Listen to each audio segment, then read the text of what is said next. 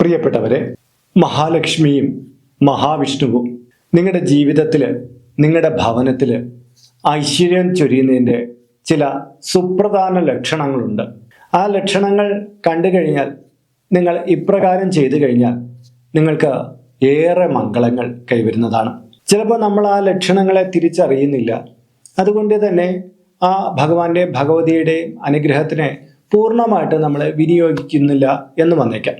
അപ്പോൾ ആ ലക്ഷണങ്ങളെ തിരിച്ചറിഞ്ഞു കഴിഞ്ഞാൽ ചിലപ്പോൾ നിങ്ങളിപ്പോൾ ഒരു കഷ്ടതയുടെയും ദുഃഖങ്ങളുടെയും നടുവിലായിരിക്കും നിൽക്കുന്നത്. പക്ഷെ ആ ലക്ഷണങ്ങളെ നിങ്ങൾ കണ്ടിട്ടുണ്ട്, പക്ഷെ തിരിച്ചറിയാതെ പോയാൽ എന്ത് പറ്റും? നിങ്ങൾക്ക് വന്നു ചേരാനുള്ള ആ ഐശ്വര്യം പൂർണ്ണമായിട്ട് കിട്ടുകയില്ല. ഇവരുടെ അനുഗ്രഹം വന്ന് ചേർന്ന് കഴിഞ്ഞാൽ, നമ്മളൊരാൾ വീട്ടിൽ വന്നു കഴിഞ്ഞാൽ നമ്മൾ അതിഥിയായിട്ട് ചെന്ന് സ്വീകരിക്കണം, വാതിൽ തുറന്നു കൊടുക്കണം, അങ്ങനെയൊക്കെ ഇല്ലേ? പക്ഷേ ഈ ലക്ഷണങ്ങൾ നമ്മുടെ മുന്നിൽ തെളിഞ്ഞിട്ടുണ്ട്. നമ്മളിതിനെക്കുറിച്ച് വലിയ അറിവൊന്നും ഇല്ലാതിരുന്നു കഴിഞ്ഞാൽ ആ ഭാഗ്യം തൊട്ടരികിൽ വന്ന് ചിലപ്പോൾ തട്ടിമാറിപ്പോവും. ഇന്ന് ഞാൻ പറയുന്നത് പ്രധാനപ്പെട്ട 9 ലക്ഷണങ്ങളാണ്. ആ ലക്ഷണങ്ങൾ കണ്ടു കഴിഞ്ഞാൽ നിങ്ങൾ ഉടനടി ചെയ്യേണ്ടുന്ന കാര്യത്തെയും ഞാനിതിൽ പ്രതിപാദിക്കുന്നുണ്ട്. അപ്പോൾ ആദ്യം നമുക്ക് ഈ 9 ലക്ഷണങ്ങൾ എന്താണെന്ന് നോക്കാം. നമസ്കാരം, ഞാൻ RJ അയ്യർ, ഹരിചന്ദന മഠം. ഹൈന്ദവ ആചാര സംബന്ധമായ, ജ്യോതിഷ സംബന്ധമായ, മോട്ടിവേഷൻ സംബന്ധമായ കുറേയധികം കാര്യങ്ങൾ പറഞ്ഞിരുന്ന ഒരു വാട്സപ്പ് ചാനൽ നമുക്കുണ്ട്. ഇതിൻ്റെ കീഴെ ഡിസ്ക്രിപ്ഷൻ ബോക്സിൽ അതിൻ്റെ ലിങ്ക് കൊടുത്തിട്ടുണ്ട്. അതിലൂടെ ചാനൽ പ്രവേശിച്ചാൽ നിങ്ങളുടെ പിറന്നാളിന്, നിങ്ങളുടെ കുടുംബ അംഗങ്ങളുടെ പിറന്നാളിന് സൗജന്യമായിട്ട് പുഷ്പാഞ്ജലി അർച്ചനകൾ നടത്തി കിട്ടുന്നതാണ്. ഇത് പരമാവധി പ്രയോജനപ്പെടുത്തുക. ആദ്യത്തെ ലക്ഷണം എന്താണെന്ന് പറഞ്ഞാൽ, നമ്മുടെ വീടിന് മുൻപടിക്കലില്ലേ, അതിൻ്റെ സൈഡിൽ എവിടെയെങ്കിലും ഒരു ചെറിയ തുളസി മുളച്ച് വരിക എന്നുള്ളതാണ്. ഈ ചെറിയ തുളസി പല വീടിൻ്റെയും മുൻവശത്ത് മുളച്ചു വരുമ്പോൾ വീടിൻ്റെ മുന്നിലെ കള പിഴുത് കളയുന്നതിൻ്റെ കൂട്ടത്തിൽ പലരും ഈ തുളസിയെ പിഴുത് കളയാറാണ് ഉള്ളത്. എന്ത് വലിയ അബദ്ധമാണെന്ന് അറിയാമോ? നമ്മുടെ വീട്ടിലേക്ക് സമ്പദ് സമൃദ്ധിയും ഐശ്വര്യവുമായിട്ട് ചേർന്ന് വരികയാണ്. അതായത് മഹാലക്ഷ്മി വീട്ടിലേക്ക് എഴുന്നള്ളുകയാണ്, ഒപ്പം വിഷ്ണു ഭഗവാനും ഉണ്ട്. ഈ ഒരു സാന്നിധ്യത്തെയാണ് നിങ്ങളിങ്ങനെ പിഴുത് മാറ്റുന്നത്. ഇങ്ങനെ ഒരു ലക്ഷണം കണ്ടാൽ നിങ്ങൾ ആദ്യം ചെയ്യേണ്ടത്, ആ തുളസി ചെടിയെ നമുക്ക് പിഴുതെടുക്കാം. പിന്നെ തുളസി തറയുണ്ടെങ്കിൽ അവിടെ നടാം. പടിയുടെ ചുവട്ടിൽ നിന്ന് കഴിഞ്ഞാൽ അത് നശിച്ചു പോകുമല്ലോ. അതുകൊണ്ട് നമ്മൾ പിഴുതെടുത്ത് നമ്മളെ വീടിന് നേർ ഫ്രണ്ടിൽ എവിടെയാണ് ശുദ്ധമായിട്ടൊരു സ്ഥാനമുള്ളത് അവിടെ നട്ട് അതിനെ പരിപാലിക്കുക. അതാണ് വേണ്ടത്. ഒരിക്കലും അതിനെ പിഴുതെടുത്ത് ദൂരെ കളയരുത്. രണ്ടാമത്തത്, സാളഗ്രാമം സമ്മാനമായിട്ട് കിട്ടുക. നമുക്കൊരു പ്രതീക്ഷയില്ലാത്ത സമയത്ത് ഒരാൾ നമുക്കൊരു സാളഗ്രാമം കൊണ്ടുവന്നിട്ട് പറയുകയാണ്, പൂജാമുറി വെച്ചോളൂ, ഇത് ഞാൻ എൻ്റെ അടുത്ത് പോയപ്പം മേടിച്ചതാണ് എന്നൊക്കെ പറഞ്ഞ് നിങ്ങൾക്കൊരു സാളഗ്രാമം തരികയാണ്. വിഷ്ണു ശക്തി ഏറ്റവും കൂടുതൽ കുടികൊള്ളുന്ന, ലക്ഷ്മി കടാക്ഷം ഏറ്റവും കൂടുതൽ കുടികൊള്ളുന്ന ഒരു സമ്മാനമാണിത്.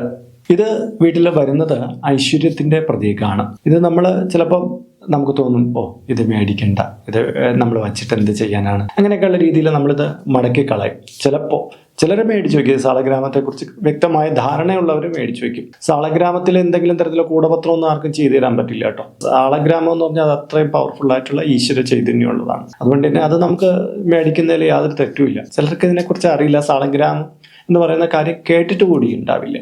അപ്പം അങ്ങനെ ഒന്ന് കണ്ടത് നിരസിച്ച് വിട്ടു കഴിഞ്ഞാൽ ആ ഭഗവത് ചൈതന്യം, വിഷ്ണു ചൈതന്യത്തെ നമ്മൾ നിരാശിക്കുന്നതിന് തുല്യമായിട്ട് മാറുന്നതാണ്.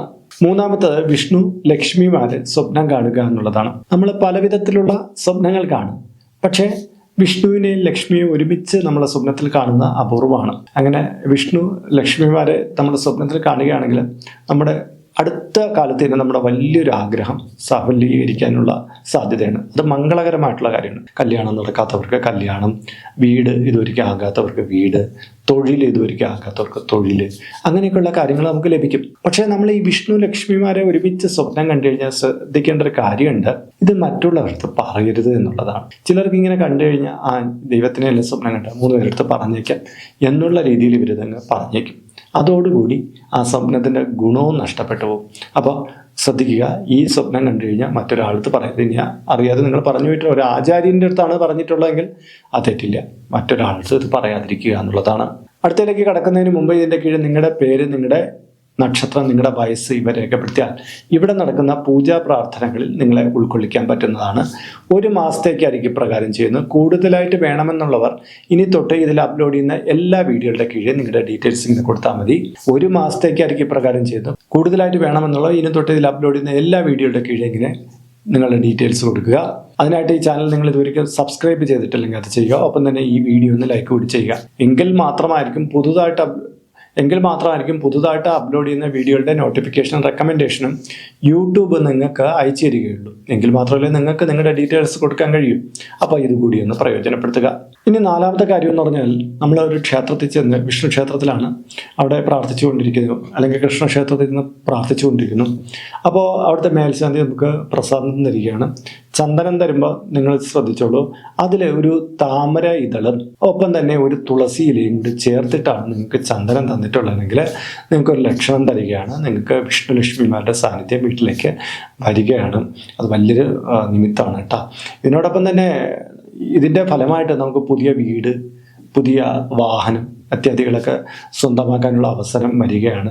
മാത്രമല്ല, നിങ്ങൾക്ക് കുറച്ച് ബാധ്യതകളുണ്ടെങ്കിൽ അത് വീട്ടാനുള്ള ഒരവസരവും വന്നു ചേരുകയാണ് എന്നുള്ള സൂചനയാണ്. അപ്പോൾ ഈ പ്രസാദം നമുക്ക് ഇങ്ങനെ കിട്ടിക്കഴിഞ്ഞാൽ ആ പ്രസാദത്തെ ഇങ്ങനെ തുളസിയിലെയും ഒപ്പം തന്നെ താമര പൂവിതളും കൂടെ ചേർന്നിട്ടുള്ള ഇത് കിട്ടുകയാണെങ്കിൽ നിങ്ങൾ വീട്ടിൽ കൊണ്ടുവന്നിട്ട് ആ പ്രസാദത്തെ സൂക്ഷിച്ച് ഒരു ടിന്നിലോ മറ്റോ ഇട്ട് വച്ചേക്കണം. അതിനെ ഉപേക്ഷിക്കരുത്, കളയരുത്. അത് പ്രസാദം ഇച്ചിരി നെറ്റിയിലിട്ടിട്ട് ബാക്കി കൊണ്ടുവന്ന് സൂക്ഷിച്ച് വെച്ചേക്കണം എന്നുള്ളതാണ്. ആ ഇലകൾ നമ്മൾ സൂക്ഷിച്ച് വെക്കണമെന്ന് നിർബന്ധമില്ല. ഈ പ്രസാദത്തിനെ നിങ്ങൾ സൂക്ഷിച്ച് വയ്ക്കുക.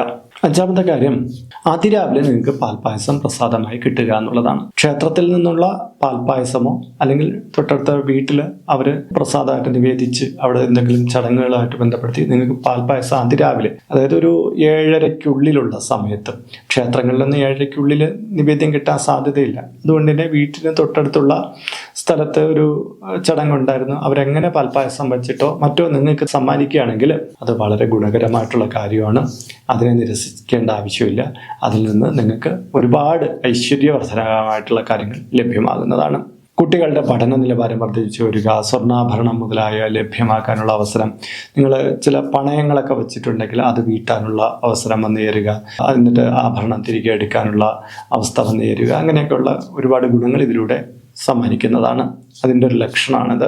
എന്നാൽ നിങ്ങളുടെ ശത്രുവായിട്ടുള്ള ഒരാളാണ് ഈ പാൽപ്പായസം കൊണ്ടുവന്നിട്ട് വെച്ചോളൂ എന്ന് പറഞ്ഞ് ഇത് സ്വീകരിക്കേണ്ട ആവശ്യവുമില്ല. ആറാമത്തെ കാര്യം, പച്ചത്തവള വീട്ടിലേക്ക് വരിക എന്നുള്ളതാണ്. അതായത് നമ്മുടെ മുൻവാതിലിലൂടെ ഒരു പച്ചത്തവള നമ്മുടെ വീട്ടിലേക്ക് പ്രവേശിക്കുന്നത് വിഷ്ണു ലക്ഷ്മിമാരുടെ സാന്നിധ്യം നമ്മുടെ വീട്ടിനുള്ളിലേക്ക് കടന്നു വന്നു എന്നുള്ളതിൻ്റെ ലക്ഷണമാണ്. അങ്ങനെ പച്ചത്തവളെ കാണുകയാണെങ്കിൽ അതിനെ ഉപദ്രവിക്കുകയൊന്നും ചെയ്യരുത്. ആ പച്ചത്തവളെ കുറച്ച് നേരം അത് മുറിക്കുള്ളിൽ നടക്കാൻ അനുവദിച്ചിട്ട് മെല്ലെ അതിനെ പുറത്തേക്ക് വിടുക. ഒരിക്കലും അതിനെ ഉപദ്രവിക്കരുത്. പച്ചത്തവള നിരന്തരം നമുക്ക് അകത്ത് വയ്ക്കാൻ പാടില്ല. നമ്മളതിനെ പുറത്ത് വിടണം. കാര്യം ഒന്നാൽ തവള അകത്തേക്ക് വരുമ്പോൾ കൂടെ പാമ്പും വരും. മാത്രമല്ല, തവള സംരക്ഷിതമായിട്ടുള്ള ഒരു ജീവിയാണ്. അതുകൊണ്ട് തന്നെ അതിനെ വീട്ടിൽ സൂക്ഷിക്കാൻ പാടില്ല. അതിനെ പുറത്തേക്ക് വിടുക എന്നുള്ളതാണ്. ഇത് നമുക്ക് കുറച്ചധികം സമ്മാനങ്ങൾ ലഭ്യമാകുക, പരീക്ഷാദികളിൽ വിജയം ഉണ്ടാവുക, വിദേശത്ത് പോകാൻ ആഗ്രഹിക്കുന്നവർക്ക് അതിനുള്ള അവസരങ്ങൾ തുറന്നിട്ട് അങ്ങനെയുള്ള നേട്ടങ്ങളെയാണ് കാണിക്കുന്നത്. ഏഴാമത്തെ കാര്യം എന്ന് പറഞ്ഞാൽ, ലക്ഷ്മി രൂപം പതിച്ച സമ്മാനങ്ങൾ കിട്ടുക. നമുക്കൊരു എന്തെങ്കിലും ഒരു ഗിഫ്റ്റായിട്ട് കിട്ടി, ചിലപ്പോൾ അതിൽ കവറിലൊരു ലക്ഷ്മിയുടെ പടം ഉണ്ടാവും, അല്ലെങ്കിൽ ആ ബ്രാൻഡിലൊരു ലക്ഷ്മി രൂപം ഉണ്ടാവും. അങ്ങനെയൊക്കെ ഉള്ളത് ഒരു സമ്മാനം കിട്ടുകയാണെങ്കിൽ ഒരിക്കലും ആ സമ്മാനത്തെ നമ്മൾ ഉപയോഗശൂന്യമായിട്ട് കളയരുത്. അത് സൂക്ഷിച്ചു വയ്ക്കണം. അത് നിങ്ങൾക്കൊരു ലക്ഷ്മി കടാക്ഷമാണ്. കാര്യം നിങ്ങളുടെ കുറേ കാലമുള്ള ആഗ്രഹങ്ങളുടെ സാഫല്യം വരിക, തൊഴിൽപരമായിട്ടുള്ള നേട്ടം ഉണ്ടാവുക, വിദ്യാഭ്യാസ ഗുണം ഉണ്ടാവുക, കലാപരമായിട്ടുള്ള മികവ് ഉണ്ടായി വരിക, അങ്ങനെയൊക്കെയുള്ള ലക്ഷണമാണ് അത് സമ്മാനിക്കുന്നത്. എട്ടാമത്തെ കാര്യം, നെറ്റിയിലിട്ട ചന്ദനം അടരാതെ കാണപ്പെടുക. വിഷ്ണുവിൻ്റെ അനുഗ്രഹം കിട്ടിയവരുടെ പ്രധാന ലക്ഷണമാണ് നെറ്റിയിലൊരു ചന്ദനക്കുറി ഇട്ട് കഴിഞ്ഞാൽ രാവിലെ മുതൽ വൈകുന്നേരം വരെ അവർ എത്ര തിരക്കിൽ നടന്നാലും അതങ്ങനെ അടർന്നു പോവുകയില്ല, അതങ്ങനെ കാണപ്പെടും. ഇത് വലിയൊരു ലക്ഷണമാണ്. ഇത് നിങ്ങൾക്ക് ഉടനടി തന്നെ നല്ല സൗഭാഗ്യങ്ങൾ തേടി വരും എന്നുള്ളതിൻ്റെ ഒരു സൂചനയാണ്. ഒമ്പതാമത്തെ കാര്യം എന്ന് പറഞ്ഞാൽ ഇച്ചിരി അപൂർവ ലക്ഷണമാണ്. നമ്മൾ വിഷ്ണു ക്ഷേത്രത്തിലൊക്കെ പോകുമ്പോൾ അരയാൽ പ്രദക്ഷിണം നടത്തുമല്ലോ. അരയാൽ പ്രദക്ഷിണം നടത്തിക്കൊണ്ടിരിക്കുമ്പോൾ നമ്മുടെ ശരീരത്തിലേക്ക് ആലിലകൾ ഇങ്ങനെ പൊഴിഞ്ഞു വീണുകൊണ്ടിരിക്കുക. ഒരു 3 ആലിലയെങ്കിലും നമ്മുടെ ദേഹത്ത് പൊഴിഞ്ഞു വീഴുന്നതായിട്ട് നമുക്ക് അനുഭവപ്പെട്ട് കഴിഞ്ഞാൽ അതിൻ്റെ അർത്ഥം എന്ന് പറഞ്ഞാൽ ഭഗവാൻ മഹാവിഷ്ണുവും ദേവിയും നമ്മുടെ കൂടെയുണ്ട്. അധികം വൈകാതെ തന്നെ നമ്മുടെ ജീവിത പ്രയാസങ്ങളെല്ലാം മാറിക്കിട്ടുന്നതിനുള്ള മാർഗങ്ങൾ ഭഗവാനും ഭഗവതിയായിട്ട് കാട്ടിത്തരും. നമ്മുടെ വീട്ടിലേക്ക് ഐശ്വര്യം കടന്നു വരും എന്നൊക്കെയുള്ള സൂചനയാണ്. ഇതും വളരെ നല്ലതാണ്. ഇനി ഒരു ലക്ഷണം കൂടി ഞാൻ പറയുന്നുണ്ട്. അതായത് നമ്മുടെ പേര് വിഷ്ണു അല്ലെങ്കിൽ ലക്ഷ്മി എന്നുള്ള 2 പേരല്ലെങ്കിൽ മാത്രമായിരിക്കും നമുക്കിത് അനുഭവപ്പെടുക. ഒരാൾ നമ്മുടെ അടുത്ത് വന്ന് സംസാരിക്കുമ്പോൾ നമ്മളെ വിഷ്ണു എന്ന് പുരുഷന്മാരെ സംബോധന ചെയ്യുക, അല്ലെങ്കിൽ സ്ത്രീ ജനങ്ങളാണെങ്കിൽ ലക്ഷ്മി എന്ന് വിളിക്കുക. നിങ്ങളുടെ പേര് വേറെ ആയിരിക്കും, പക്ഷെ അവർക്ക് വിളിക്കാൻ തോന്നിയത് വിഷ്ണു എന്നാണ്. അല്ലെങ്കിൽ സ്ത്രീയെ കണ്ടപ്പോൾ ലക്ഷ്മി എന്ന് വിളിക്കാൻ തോന്നി. അങ്ങനെ തോന്നിയിട്ടുണ്ടെങ്കിൽ, അവരുടെ നാവിൽ നിന്ന് അങ്ങനെ വെളിപാട് ഉണ്ടായിട്ടുണ്ടെങ്കിൽ, നിങ്ങളോടൊപ്പം ലക്ഷ്മി സാന്നിധ്യത്തെയും വിഷ്ണു സാന്നിധ്യത്തെയും അവർക്ക് അവരുടെ അന്തരംഗത്തിന് മനസ്സിലാക്കാൻ പറ്റിയതാണ്. അത് വളരെ നല്ല സൂചനയാണ്. അത് നിങ്ങളുടെ ഈശ്വരാധീനം വർദ്ധിപ്പിച്ചു വരുന്നതിന് നിങ്ങൾക്ക് അധികം വൈകാത്തതിന് നിങ്ങളുടെ ആഗ്രഹ സാഫല്യങ്ങളെല്ലാം നേടിയെടുക്കുന്നതിൻ്റെ ലക്ഷണങ്ങളാണ്. അപ്പം ഞാൻ പറഞ്ഞില്ല, ഇതെല്ലാം പൊതുവായിട്ടുള്ള ലക്ഷണങ്ങളാണ്. അപ്പം ഇത് കേട്ട് കഴിയുമ്പോഴാണ് പലർക്കും മനസ്സിലാവുന്നത്, അയ്യോ എനിക്ക് ഇങ്ങനെ ഒരു അനുഭവം ഉണ്ടായിട്ടുണ്ട്, പക്ഷെ ഞാൻ അതിനെക്കുറിച്ച് വലിയ മൈൻഡൊന്നും ചെയ്തില്ല, ഇപ്പോഴും എൻ്റെ ജീവിതത്തിൽ വലിയ മാറ്റങ്ങളൊന്നും ഉണ്ടായിട്ടില്ല എന്ന് നിങ്ങൾക്ക് തോന്നുന്നുണ്ടായിരിക്കും. അപ്പോൾ ഇതിൽ 1-2 അനുഭവം നിങ്ങളുടെ ലൈഫിലേക്ക് കടന്നു വരികയാണെങ്കിൽ നമ്മൾ ആദ്യം ചെയ്യേണ്ടുന്ന കാര്യം എന്ന് പറഞ്ഞാൽ, ഒരു ചെറിയ പാത്രം എടുത്തിട്ട് അതിലേക്ക് കുറച്ച് ചന്ദനമില്ല, ക്ഷേത്രത്തിൽ നിന്ന് കിട്ടിയ ചന്ദനമാവാം, അല്ലെങ്കിൽ നമുക്ക് കടകളിൽ നിന്ന് മേടിക്കുന്ന ചന്ദനക്കട്ട മേടിച്ചത് പൊടിച്ച ചന്ദനം ഒന്ന് കലക്കിയെടുക്കുക. അതിൽ 7 തുളസി ഇലകൾ ഇടുക. എന്നിട്ട് നേരെ മുന്നിൽ ഒരു വിളക്ക് വയ്ക്കുക. ഒരു പാത്രത്തിൽ ചന്ദനവും കലക്കി 7 തുളസി ഇല ഇട്ടിട്ട് നമ്മൾ വിളക്കിൻ്റെ മുന്നിലേക്ക് കൈകൂപ്പിയിരുന്ന് ഓം ഹ്രീം ലക്ഷ്മി നാരായണായ നമഃ എന്ന് ജപിക്കണം. ഓം ഹ്രീം ലക്ഷ്മി നാരായണായ നമഃ എന്ന് 108 തവണ ജപിച്ചിട്ട് നിങ്ങൾ ഈ വെള്ളമില്ലേ, വെള്ളവും തുളസി ഇലയും കൂടെ ചേർത്ത് വീട്ടിനകത്തും പുറത്തും എല്ലാ ഭാഗത്തും തളിക്കുക. പ്രധാനപ്പെട്ട കാര്യം ഇതാണ്. ഇത് ചെയ്തു കഴിയുമ്പോൾ അവരെ സ്വീകരിക്കാനുള്ള ഒരു അവസ്ഥ അവിടെ ഉണ്ടാകും. വിഷ്ണുവും ലക്ഷ്മിയും നമ്മുടെ പടിക്കൽ ആഗതമായിട്ടുള്ള സങ്കല്പത്തിൽ നിന്ന് അവരെ വീട്ടിനുള്ളിലേക്ക് പ്രവേശിക്കാൻ ഉല്ലസിക്കാനുള്ള അവസ്ഥ കൊടുക്കുകയാണ്. അതിലൂടെ നിങ്ങൾ സ്വീകരിക്കുകയാണ്, ആ ദേവതാ സങ്കല്പത്തെ സ്വീകരിക്കുകയാണ്.